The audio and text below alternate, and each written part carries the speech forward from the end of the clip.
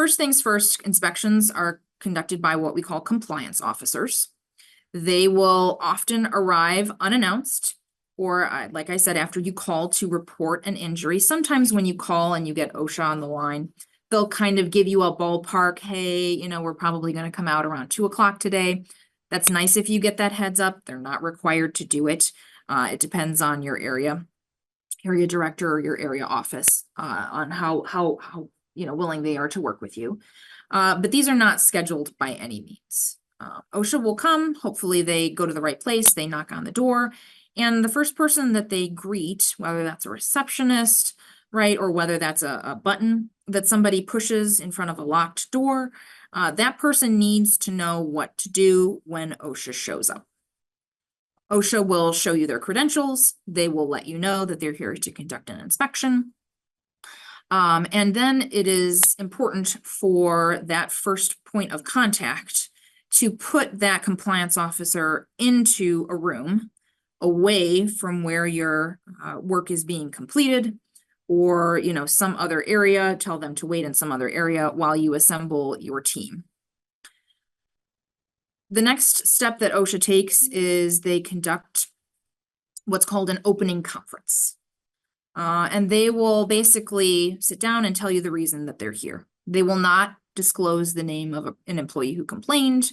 Sometimes they will not provide a copy of a complaint they get from an employee unless and until everybody sit down.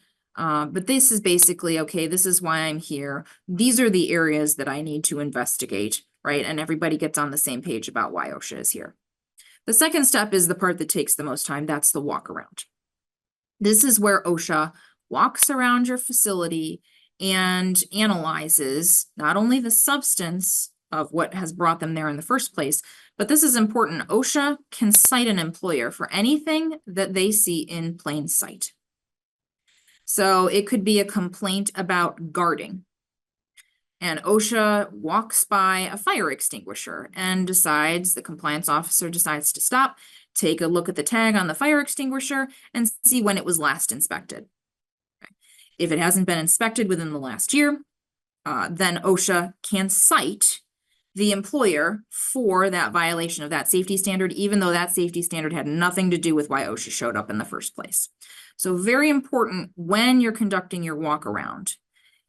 Instead of, in some cases, walking OSHA directly down the middle of your plant where they can see everything that's going on either side, I have often taken OSHA outside of the building, walked my compliance officer around the building so that when they walked in the back door, that's where the incident took place. That is the area where they need to be conducting the investigation. And I deprive them of the opportunity, right, as much as I can to find things elsewhere in the facility in plain sight.